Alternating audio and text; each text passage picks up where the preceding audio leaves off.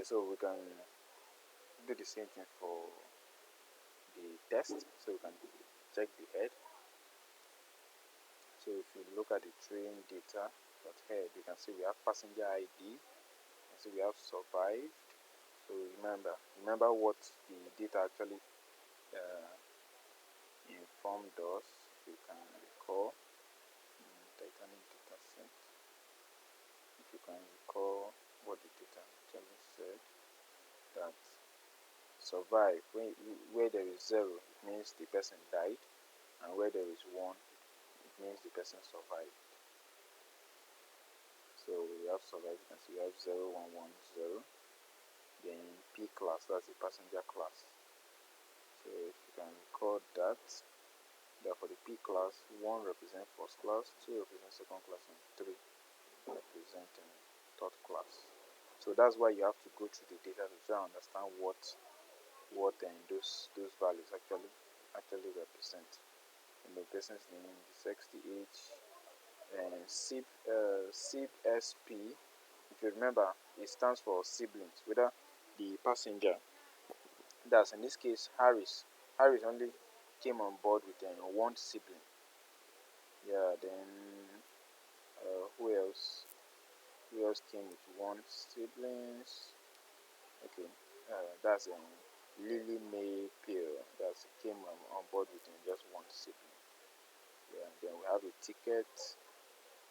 We have share the cabin and the embarked. So I don't know what this P art or this part actually represents. So in the test we also have the same thing like this. Any questions so far? Any question? Any question?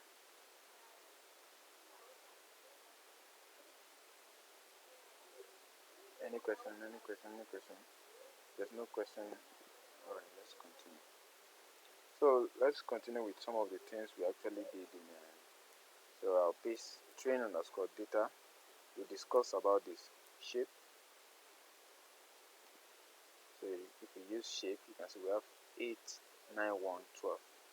So if you recall in our previous classes, we said when you use shape, it gives you the number of rows and then the number of columns. That is, you have 891 entries and 12 columns. 12 columns are this 1, 2, 3, 4, 5, 6, 7, 8, 11, 12.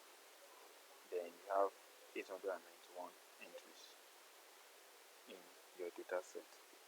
And I think we discussed other ones like .info, right? I think we discussed some of this. .info, and you can see .info tells us passenger ID is complete. You can see it's 891. Survive is this. But if you check through, you notice that age has only 714 records. What it means is that some values are missing. So this is why you run some of this code most of the times, or some of these short things. So it gives you some information about your data set. So from here we can tell that there are some values missing in age, because remember shape told us that we have 891 entries, meaning that every single column here should have 891 entries, and passenger ID and the rest have the same thing, but age is giving us 714. There are missing values, and if you trace down again, you can see cabin. In fact, cabin is almost not complete. It's almost empty. We just 204 entries. Now, most times, if you any column that does not really have much values, or is having, let's say, the majority of missing values, most times we just try to drop that value.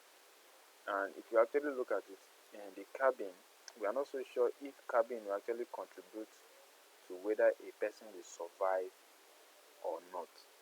We are not too sure of that. So if you want, we can actually drop this column and just keep the rest. But age I think age will be a contributing factor to whether a person will survive the Titanic ship or not. I think age will be, but the cabin, I'm not so sure. So then one other thing we talked about is checking whether there's a missing value.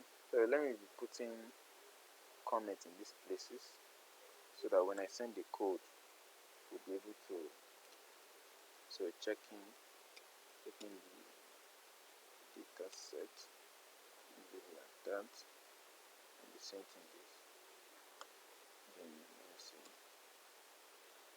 checking the shape, so the shape. Remember, I put the pound sign and then followed by what I want to write. So that will make it as a comment. So in this one, I think what we are doing is getting some info. We're getting some info about our data set. Yeah, about our data set. That's for that. Then this here, I would say we are checking for missing values. So even though from here we can tell that this guy actually has some missing values, we still want to be able to be sure how many values are missing. Now, like I told you, you can use is NA, that is NA function, to check if there are missing values. Now, if you just do this, it's going to go through your entire data set and give you false, 2, 2, 2, 2, 2, and the rest. But you can't go through the entire data set. But 891 rows, this is even small. So what we do is we just give it another function and tell it to, okay, just sum the numbers of true or the values of true. So we can say, okay, we can then put dot sum this side, and this will be able to give us the exact values that are missing. So instead of printing out true, true, false, false, you can say it tells you that passenger ID, there are 0 values missing, 0, 0, 0, 0 for others, but for age, we have about 177 values missing. And if you look at others, they are also not missing values. But cabin, you can see cabin has about 687 missing values. And in the embark, we have about two values missing.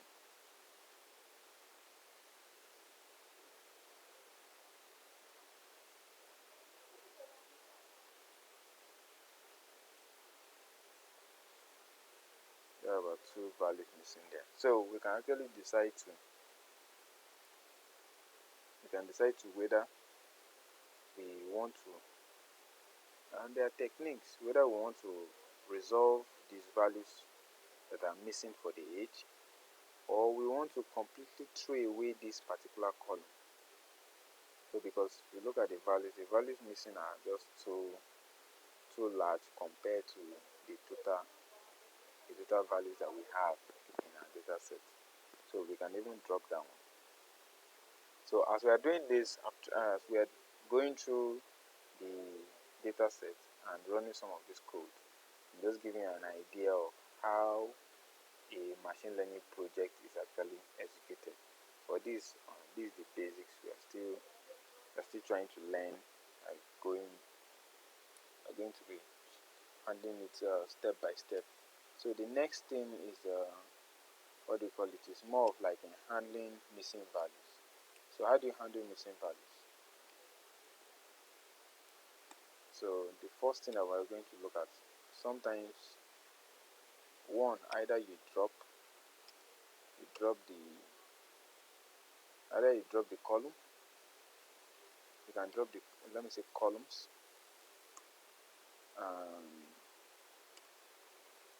Sometimes you replace the missing values. I'm going to write this so that those that will get the code will kind of like understand what we're actually doing. So how you handle missing values is that you can drop the columns depending on if you are sure that the column does not actually contribute to your prediction, or you can replace the values. You can replace the missing values, and there are a lot of techniques we use in replacing those values. So I'm going to start with this cabin, since from what we have it doesn't make any sense. We'll start by dropping this cabin. So if you are dropping this cabin, it's just the same way you are going to be dropping any column that you are not actually interested in.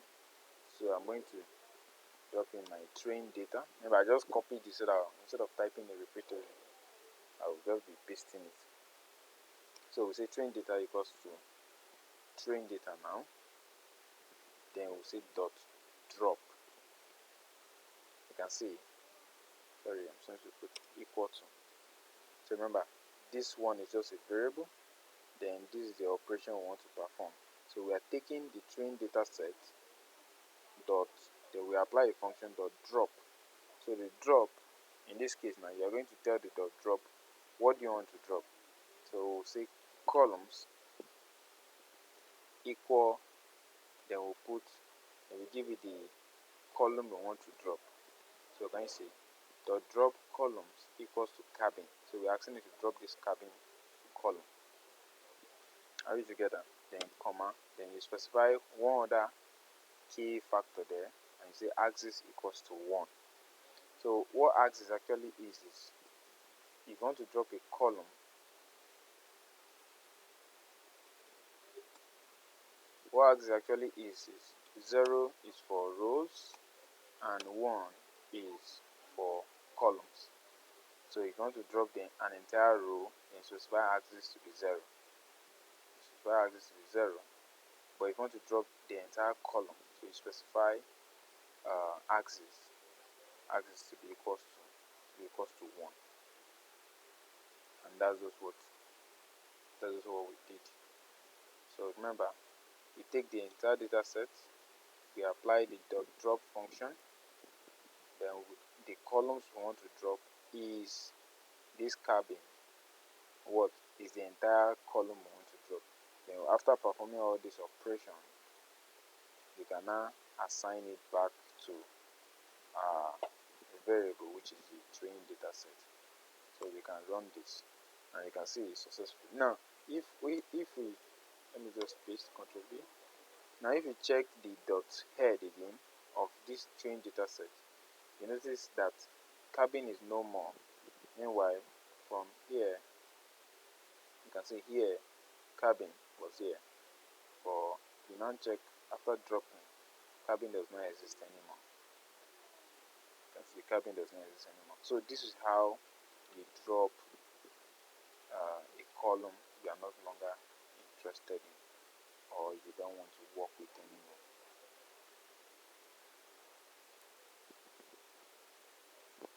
Are we together? Are we clear on that? On handling missing values, there are two ways of handling missing values. You drop the columns, or you replace the missing value. And replacing the missing values, there are a lot of techniques, but dropping the column is just one. You just have this. You can apply this function very easily, and you drop the columns you are no longer interested in. Any question on that? No, all these steps you're actually doing right now, they are just pre-processing steps. So because your machine learning model is only as good as your data. If your data is very bad, your machine learning model is going to perform very, very bad. But if your data set is very clean and good, your model will be able to perform perfect. So let's look at the second way of handling missing values, which is so let me put some space here and let me use this one as dropping the missing. Let me just say dropping the missing column. Now, if the columns if it's more than one, you can still put it here or include it here. Then this is one. Then we'll look at the second one, which is replacing missing values. That's the second one, which is replacing missing values. So how do you replace missing values? So for age, we'll actually I think we'll just replace it with the average, because if we have about 177 age missing, you can actually do some computation and try to replace those values. But one good thing about age is that you can just decide and fill it up with the average age. So that's the average, meaning you sum the entire age and then you divide it by the total number. So you just fill it with the average. So sometimes you do things like you feel forward or you feel backward, depending on the situation. Filling forward is whatever the values that are before it, just fill it up. Filling backward is whatever values that are behind it, then you just replace it. And there are a lot of techniques you use in handling missing data, but since we are just coming up, we'll just use a basic one and handle the age. In this case, we are going to fill it with the average age. So, but before I do that, let's see how do we get the average. If you want to get the average of the age column, I can type Titanic now. Like I said, if you want to access a column, you can use square brackets and put the name of the column in brackets. So you can see if I run this, you can see it will just give me only the age. Type the name of the data, set it as a variable that is holding our data set, put in the name of the column in square brackets, and it will give us. Now, like I said, there's also another way. You can use dot age and dot the name of the column, and it will still give us the age column. So whichever one you want to go with, whether you want to go with the square bracket, so remember the spelling of the column have to be correct. Whether you want to go with the square bracket or you go with the dot, whichever one you want is the same thing. Then I can apply here. You can apply also functions like dot head, and it will give you just the 5. But the function we're going to apply is dot mean. So dot mean, that's the average. So I can run it. You can see that's the mean value. You can see that's the mean value. So the mean value, or the average age. The average age in our data set is let's say about 30 years. 30 years of age. So we can take this now and replace any missing value with it. So I'm going to comment this code because there's more we're going to do. So I'll put some space there. So what we're going to do is that we're going to call our data set dot, then we're going to, let's pick age. So we pick the age, right? Pick the age dot, pick the age, and we use dot fill NA. Fill NA, that's fill the missing values. Fill the missing values. Now I'm going to just take this code, just this code, because you know what this code is doing. It's grabbing the age column and then giving us the mean. So here we are grabbing the age column. We apply the function dot fill NA, that is fill the empty values. Fill the empty values, so whatever you wanted to fill with, you drop it inside of this. So since we know how this works, I'm just going to paste it here, and that's exactly what we are doing. Then I'll put one last which is called in place. Called in place equals to true. What's actually doing is in place means just replace all those values, and we are going to run it. So if I run, you can see there's no error. And if let's go ahead. I think there was other one that was missing. Yeah, the embark. The embark is also missing. The embark is only missing 2 values. So what can we do? It's only missing 2 values. So let's grab it also. Let's grab our Titanic and let's grab the. Okay, let me just erase this. So let's grab the embark. Let me just go ahead and copy this one to avoid spelling error. So I'll type it there. And see something. If I say dot mode, you can see dot mode. Dot mode tells us that if you recall in secondary school mathematics, mode is that's mode in maths. Mode is like is it the most occurring, Abi? Yeah, mode is the value that occurs most often. So we look at the embark. If you look at the embark, you have SCSS, SCSS. So our assumption is that whichever one, probably the one that the person was typing frequently, is the one that the person actually omitted. Is the two that the person omitted to fill up. So that's why we want to replace. We want to replace it with a mode. But if you notice, it's giving us 0s, 0s, and what we just need is just the first value. So we can put another square bracket there and put 0. Now if you run this, you can see we only have just the s, which is actually what we are looking for. So let's go ahead and let's replace it. So I'm going to comment this code too. I'm going to comment this one. Then I'm going to do the same thing that we did. Not embark now. Let me just type a train underscore data. I'm going to pick the embark and paste it there. Right? Then I'll say dot fill NA. We know what it's doing, what fill NA is doing. Then we'll go ahead and copy this code. Copy this same one and just paste it. So the reason why I'm leaving this code here so that you can just copy it and actually add a cell and run it and see what it's going to give. And we're going to do the same thing. In place is going to be equal to true. So I need to just replace. So I'll run it and we have that. So these are the transformation that we've done in our code. So now if you go ahead and check the train data, train underscore data dot is NA. Now we want to confirm if everything has been properly, or every missing value has been properly taken care of. So you can see that is a NA or sum. You can see there's no missing values anymore. Meanwhile here there are missing values in the age, the cabin, and in the embark. But here now we don't have any missing values. That's why it's giving us all to 0.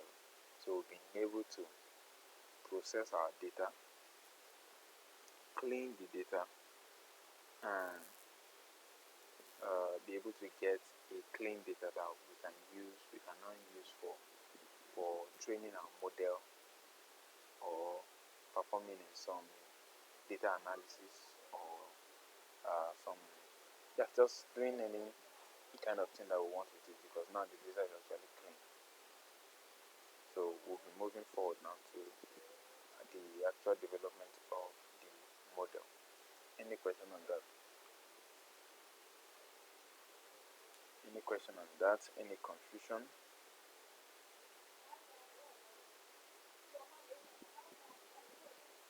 No question. Okay, good. Okay, let's go ahead. So now that we've taken care of, so you understand the process. Remember, install the dependencies, get your data, check how the data actually is, get what's the shape of the data, get some information, then check if there are missing values. If there are missing values, how do you handle those missing values? You can drop some columns, you can replace some, depending on what you actually want to do. So we can go ahead now. Let me still copy this data name so that we'll avoid typing over and over. So we can go ahead and now start doing something like the describe. The describe is actually giving us a brief, kind of like a brief summary, or you can say a short statistics. Let me just use a short start of our data set. So if we run this now, you can see that describe is not giving us some information like the count. You can see now. But remember, you'll notice that some columns are actually missing. There's no name here, and there's no there's no name, there's no sex, there's no ticket, and there's no n back in this describe. Yeah, that's because describe only gives you uh, information only on numeric values. Now there are some times when the data set you are working on, the columns are actually very long, so you may even fill up to this other side. So you can put in something like .t at the end, and it will be able to. .t means transpose, so it will be able to just put all the columns name.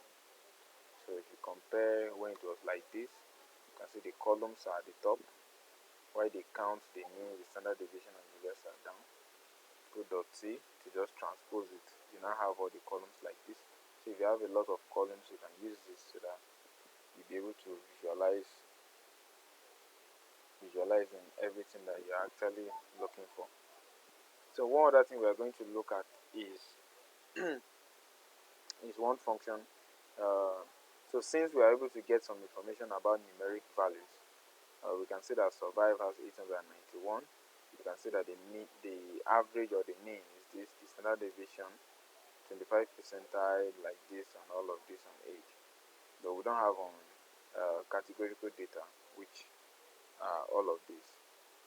So we are going to start running some analysis. So let's grab this column, survive. Let's grab this column here, and let me apply one function that you will actually be using very well. We call it value underscore count.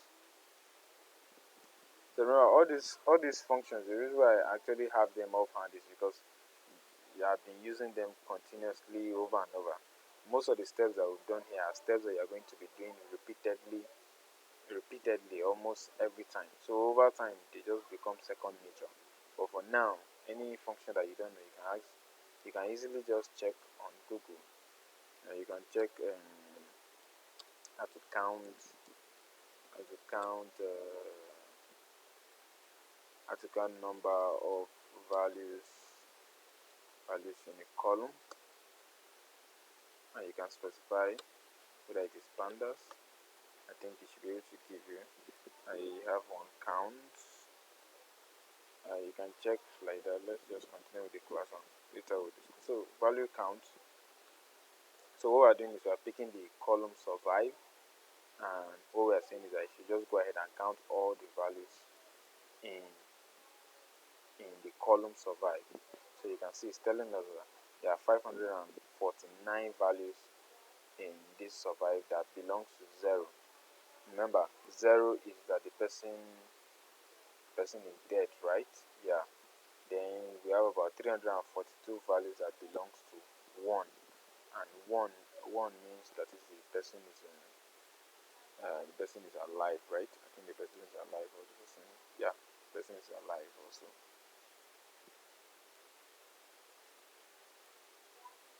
Ooh, so let's go ahead and let's continue. So that's for that. So what I think we can do with survive, we can actually plot it to see how it actually appears. We can check it to see how it actually appears on a visual. We can check it how it actually appears on a visual. And we can use now, this is where the visualization software that we use actually comes in, the Seaborn and the Matplotlib. So I think we'll be using the Seaborn in this case. So we abbreviated it as what? As SNS, so that we won't be typing Seaborn always. So we can type SNS dot. So what we are going to use here is the count plot. So the count plot is just like the values count, but in this case it's going to count it and then plot it as a chart. So what I'll do is I'll just copy this. So I'll drop it here. That's what we want to plot. And then the next thing you give it is the data set that you want it to. I'll say data set, and then I'll copy the train data, and I'll give it this. So you can see Seaborn dot count plot So it's going to count, and then we are asking it. So here we are giving it the data where it will grab this survive. So the data set. So go to this data set and grab the column survive and help us plot it. So you can see Seaborn is able to plot it. So you can from here you can see 0 is above 500. That's about 500 and something. Same value that this one gave us, but this one was just in numeric form. Here we are able to plot it, and 1, which is survive, you can see is now up to 400. This is about 300 and something, which is the same thing that the value is actually giving us.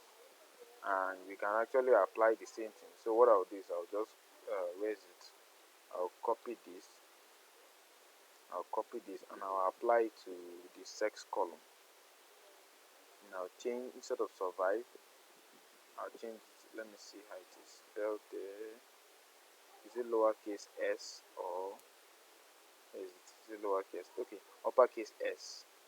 So I'll just use sex, then I'll run this, and you can see that we have. So I think before we do that one, let's copy this so that they will be together. After this, let me add a cell. Let's add a cell here, and let's change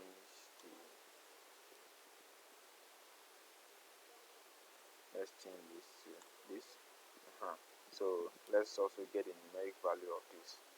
So we have value count for the sex. You can see we have 577 male and 314 female. Then we can go ahead and use Seaborn to plot it, and we are able to visualize that also as a plot.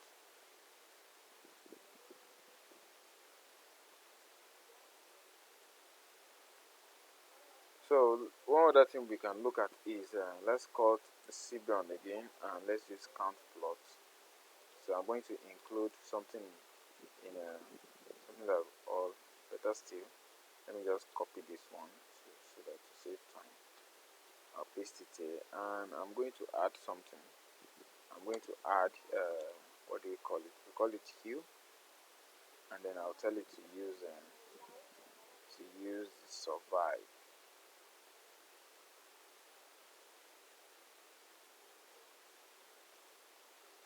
To use the survive.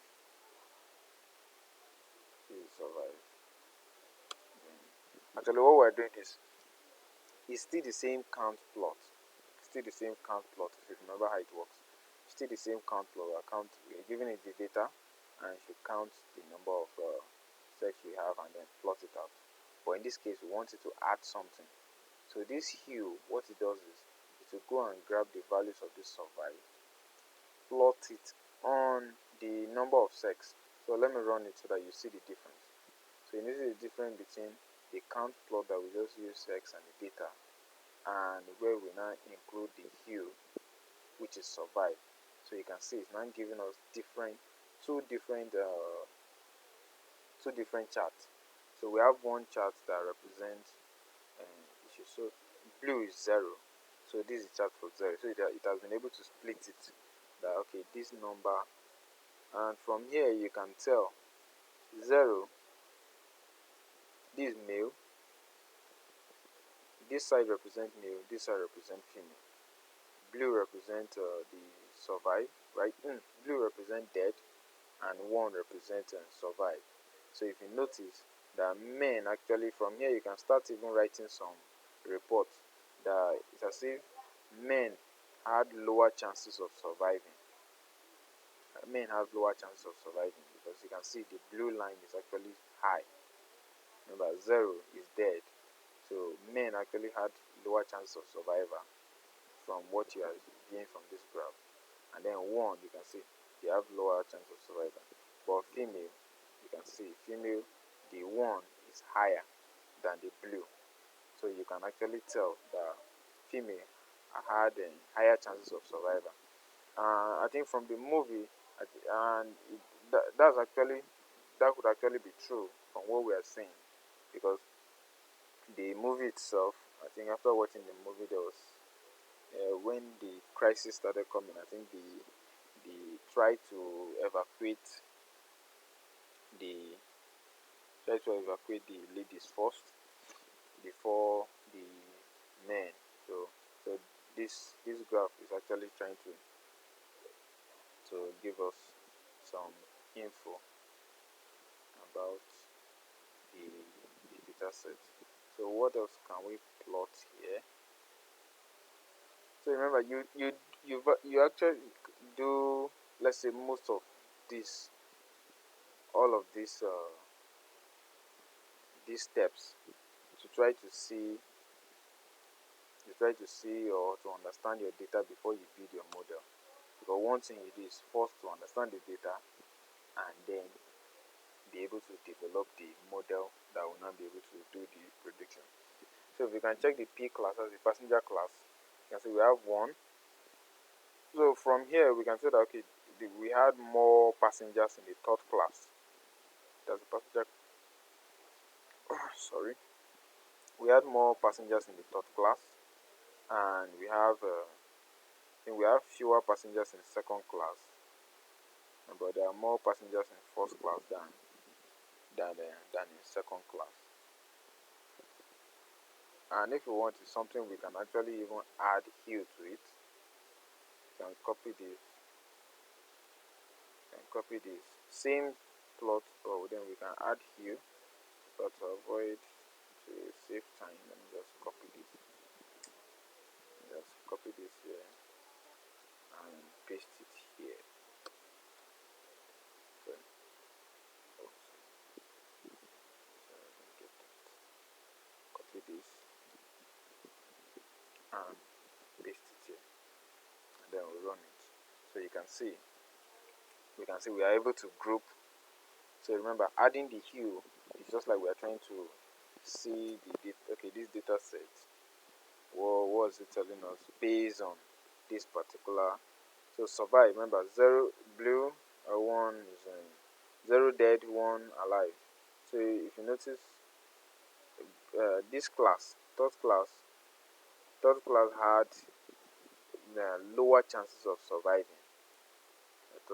People in third class had lower chances of surviving because you can see their blue line is much higher than every other class here. And then if you notice, first class have a higher chance of survival because you can see is it orange, or their orange line is much higher than every other class here. So they have more higher chance of survival, but third class has a lower chance of survival because more people actually die, you can see. But being in second class, the the equation is actually balanced in second class. So I think, in fact, if you want to actually survive the Titanic, I think it's best that you actually book for the second class. So that you'll be able to survive. So what else? So remember, all of these steps, you are actually going to do all of these steps because they are very much needed. The first step is, now we call these steps EDA.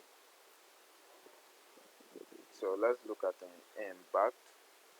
Let's try and see what we have in embark also. So let's just count the values first. Value counts. So what we are doing here is EDA. We call it EDA. So EDA in data science. So you can see EDA, exploratory data analysis. So it's used by data scientists to analyze and investigate data sets, summarize their main characteristics, often employing data visualization methods. And so that's exactly what we are trying to do here. So these are one of the first steps that you are going to do for any kind of machine learning. So I think we are okay here. I think we can actually stop here. You can also use the C-bond count plot to actually plot this and see, and even add the hue on it to see which set of passengers actually have a higher chance of surviving, the ones that actually have a lower chance of survival. So all of this we call it an EDA. So let me go up. And let me add. Where is it? Okay, let me just add. Let me add a cell here, and let me just say EDA. To mark down. Yeah, so let me just leave it at that. EDA. So I think from here we're actually okay with. There are still advanced EDA that you can use. You will do things like distribution plots, box plots. We use things like violin plots. A lot of charts that we use to actually try to understand the data before actually developing the model itself. Any question on that? If there's any question, let's have it. If there's any question, let's have it. Because right now we'll be moving towards the model development. So if there's any question, let's have it. So I can move. Do I still have Mr. Salas here?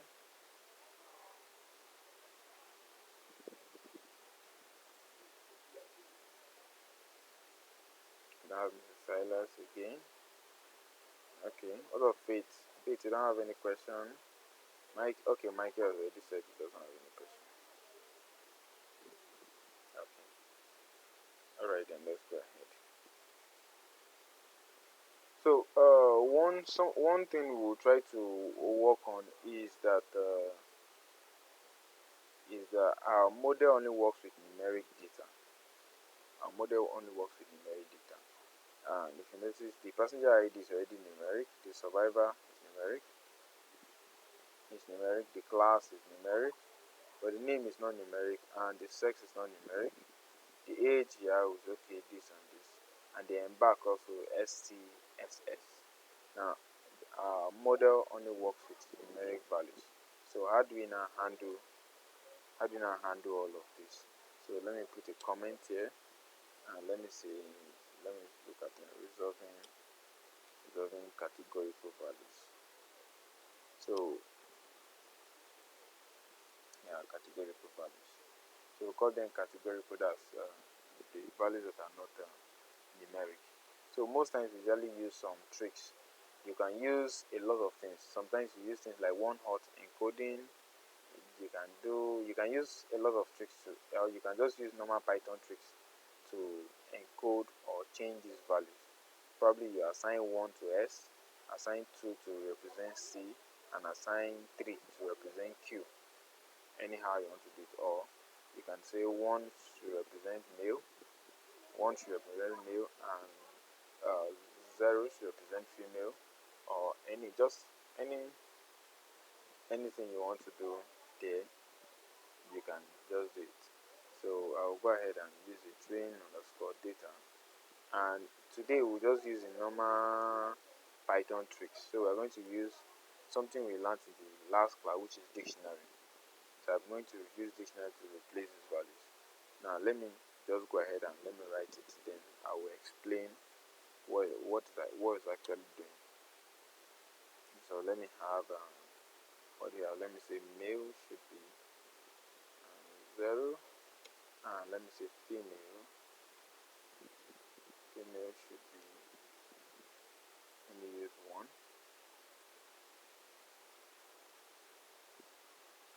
yeah, and then I think let me grab the back also. So let me just copy it from here.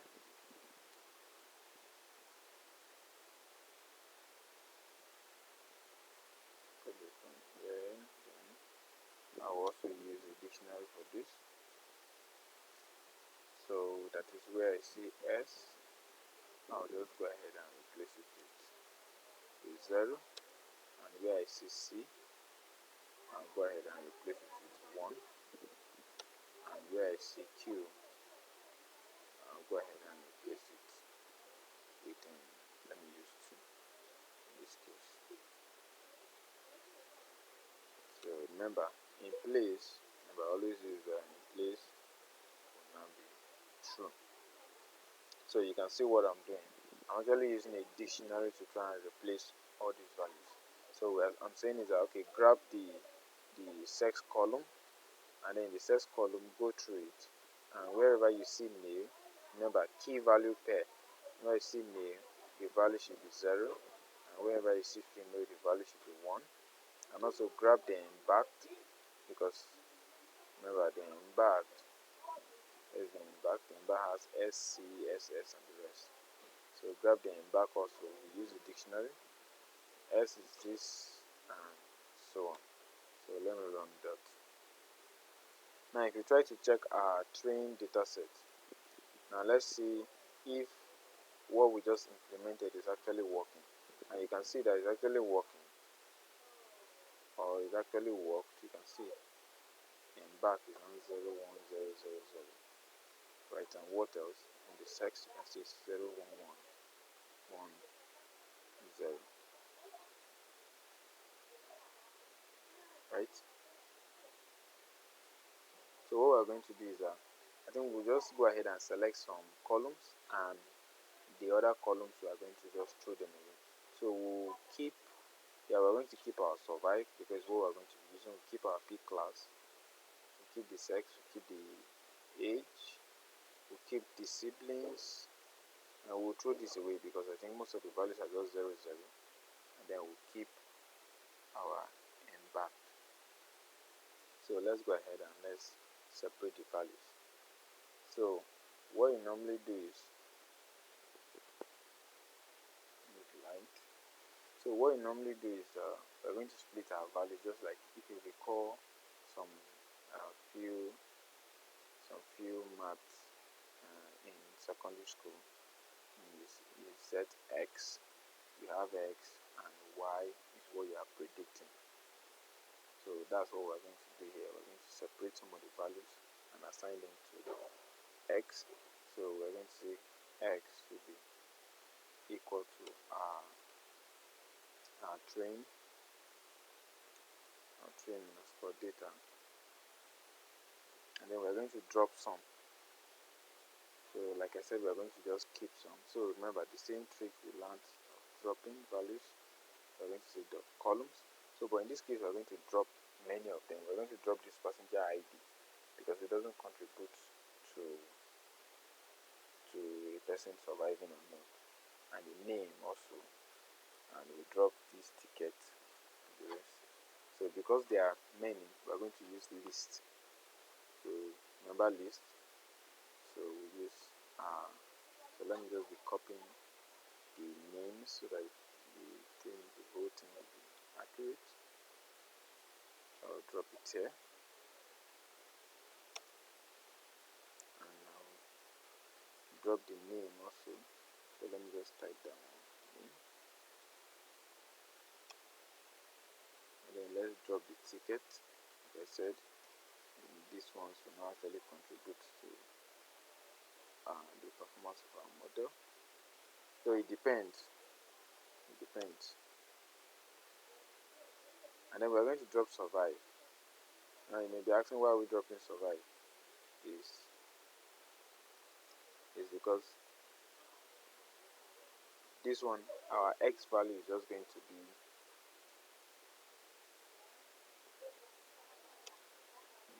finish is equals to, remember axis equals to 1. We always do that. So we are dropping survive from this data set so that we are going to assign. Remember, survive is what we are trying to predict.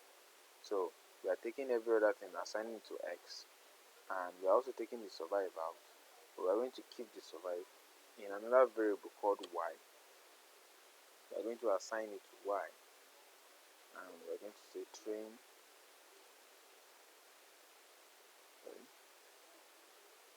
Let's take it out from the side. So train data, and we are going to assign it the survive. I think I copied it here. So let me run this. So now let's look at x.head. This is x.head. Can you see? This is our x only have what? The P class, the sex, the age, the siblings, the fair, and the embarked. You see, that's what our x are. So we can actually put a comma here and say y dot head also. Y dot head. So you can see I have the downward. After this, the downward that we have here is actually y. But we'll cut it away to avoid confusion. Let me just paste it in another. So this is our head. This is the y head. So the y is all the values that relate to survive, and our x is the remaining data set. So look at this why we usually do this. The remaining data set is what we are going to use to train our model. So when you are training somebody, or if you are training like a student, you don't want the student to have the answers to the questions. So but you just want to give the student the questions, right? So the answers are kept separately in another booklet. That's what we just did. We assign the remaining data set to our x, and then we keep the values or the answers as y. So now we can go ahead, after doing this, we can go ahead and do the splitting.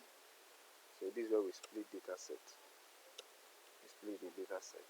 And this is where our function, this function comes in. The train test split comes in. Because we are going to use it now to split our data set into any criteria. So how we usually do to say x underscore train. So it is going to split it into, we're going to split it into four data sets. So we have x underscore train, x underscore test, comma, we're using comma, and then we're going to have y underscore train, comma, and y underscore test. So look at something. We have x train, x test, y train, and y test. So we are splitting into four to group some as the training set, and then others as the testing set. So now we can call that function train underscore test underscore split. Remember this function. This function here. This function here. So let's look at the parameters that this function actually takes. So the function takes in the data set that holds our value, which in this case is x, comma, and the answers are what? Are the y, comma. Now this is where we specify how do we want to split the data. So we can do things like test underscore size equals 0.2. So meaning 0.2 means 20%. So you can see test size.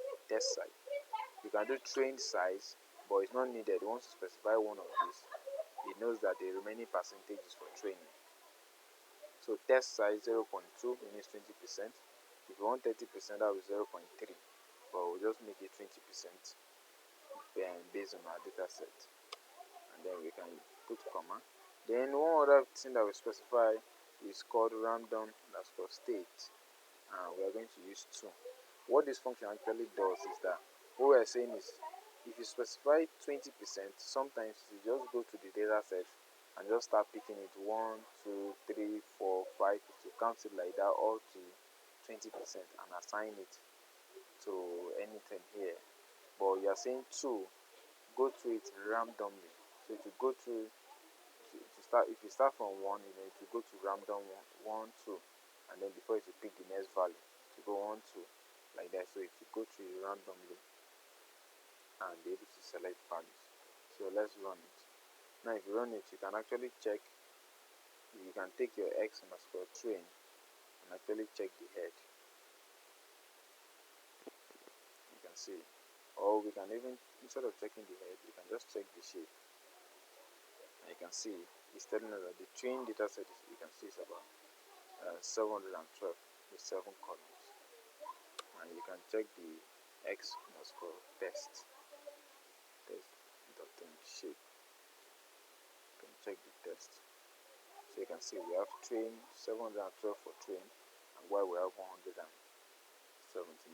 for the testing. So these are the process, or these are the steps that you actually follow in developing your model. So coming to the steps that we've been waiting for, which is to develop our model. So which is to develop the model itself. Remember, like I told you, the model we're going to use is what? It is logistic regression. So let me just copy it. So just copy it so that I'll not make any mistake in typing, and to save time. So what we do is that we just call it a name. So we say model equals to the logistic regression model. So we close it. So some people will call it log underscore model. So if you are using more than one model, so it means that okay, this model is logistic model. You can have random forest, you can have KVN and all those stuff, all those other models. So since only one we are going to work on today, we'll just use model underscore model, just model, since it's just one we are working on today. So we now call the logistic regression model. So if I run this now, so this actually creates the model. So it creates the model and then saves it in a variable called what? Called model. Creates the logistic regression model and saves it in the model, and you can actually go ahead and use it. So most times, or in some cases, in most cases, we specify some parameters inside of this open cases. But this is just an introductory to machine learning and how models are trained. So we're not going to be including that. But as time goes on, we're going to include all of those things. So let me put something here. Let me put model. Let me say model development. Yeah, like let me just leave it like that. And then here I'll say model training. Yeah, model training. So the model. So how do we train the model? It's actually very easy. The way we train the model is just using a function. We just call the model. Remember, the model has been created and saved in the model variable. So we just call the model and we put .fit function. Call the .fit function. Then the .fit function, we are going to give it two data sets. We're going to give it the X train and the Y train. Remember, we splitted it so that we'll use this one for training. Anyone that has training, we're going to use for training, and the test we're going to use it for testing. So I'll give it X underscore train, comma, and where is it? And Y underscore train. So remember, you give it the data and the answer so that you'll be able to learn from it. Using what? Using just the .fit function. So X train, comma, Y train. So we can run this now. And you run it, you can see it just ran very easily without any issue, because it's just a small model. We didn't include anything in the parameter to make it complex or anything. But the model has been trained. So since the model has been trained, we can now use the model to actually make prediction. So let me write here, making prediction. So we can use the model now to make prediction, and we are going to save it in, let's save it as predictions. Save it as predictions. So how do we now make prediction? We call the model that has been trained, which is model, and we use .predict function. Predict function. So in the predict, sometimes you try to predict with the trained data, and then you can try to predict, or you predict with the trained data, and at the same time, if you want, you can predict with the test data. So let's start with the trained data. So we say predict underscore train. Now the prediction has been done. One shows this number that has been done. We can actually print it to check what is actually showing. Let me just copy it, paste it here, and let's run it. And you can see these are the predictions that the model has made. In the model.predict, so the prediction, we just print it out, and these are the predictions. So we can check the training, we can check the accuracy. Remember, the function we included here, accuracy score. So let me just copy this. So this is where it comes in handy now. We're going to use to check the accuracy of our model, or how the model is actually performing. So I just say accuracy score, and then we give it the, so we're going to give it the Y train. Remember, since we predicted on X train, we're going to give it its own prediction and ask it to compare it with the real prediction. So I'll say Y underscore train, comma, what are we going to give it? We're going to give it predictions. We're going to give it predictions. So remember, the accuracy score, what it's doing is, we're asking it, take the answers that we have, the real answers that we have in the real world, and compare it with what the machine itself is predicting. This is what the machine itself is predicting. But compare it with this and see whether it is correct, or see how accurate the machine is able to predict, or to make those predictions. We can actually assign those values to, we can call it accurate. Okay, let's just call it ACC. Yeah, let's assign it to that, and we can run it. So let me put something here. Let me say accuracy score of our model.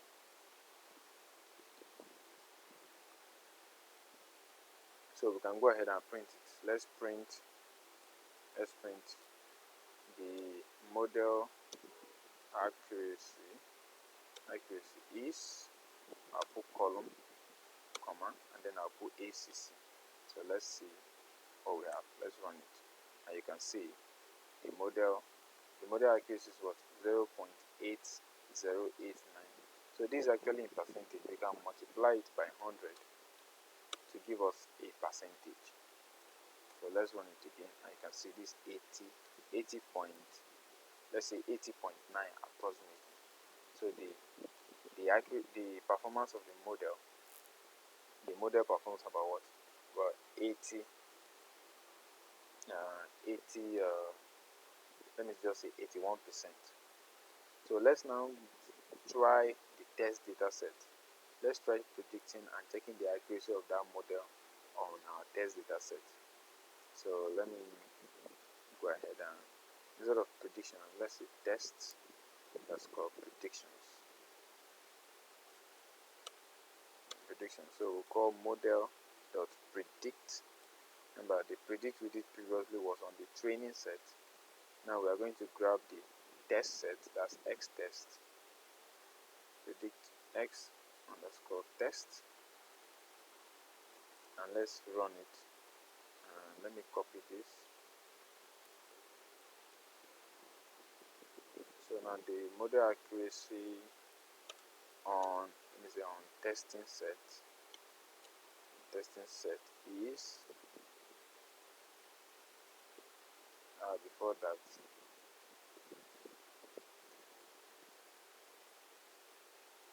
so we run predict. So before that, we call, where's our accuracy? And let's call this. Before that, let's call our accuracy function.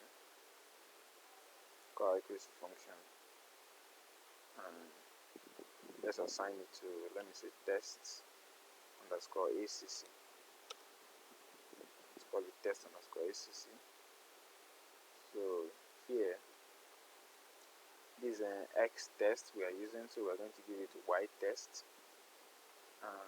Is test underscore predictions. Yeah, so we can check.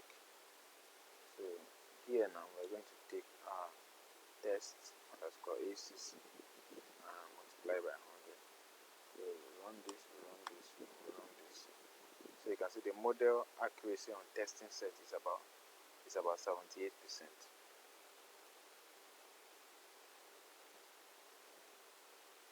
It's about 78%. So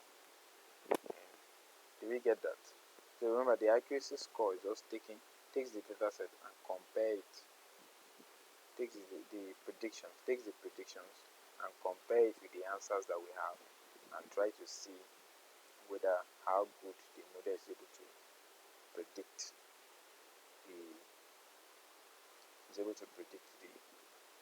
the values very well, and then gives it kind of like generate an accuracy score, which for the testing you can see for the training the accuracy is higher, but for the testing the accuracy is low, as is 80 to about 78%. So I think that's where, yeah, I think this will be stopping for today.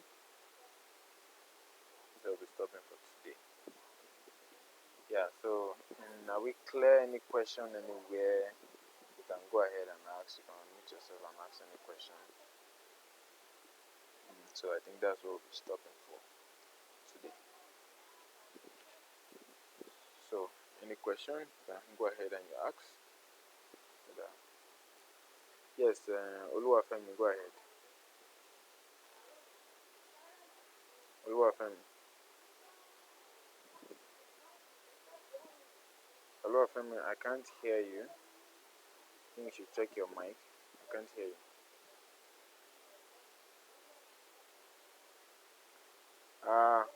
Can anyone hear Oluwafemi? I can't hear you, so I think probably you should type it in the chat. Okay, Mr. Silas.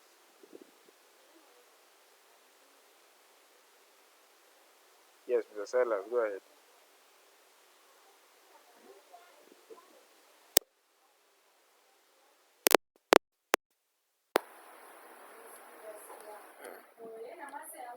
I can't.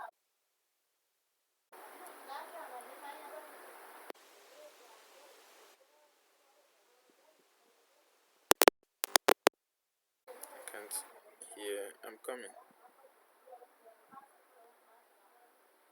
Where's my speaker?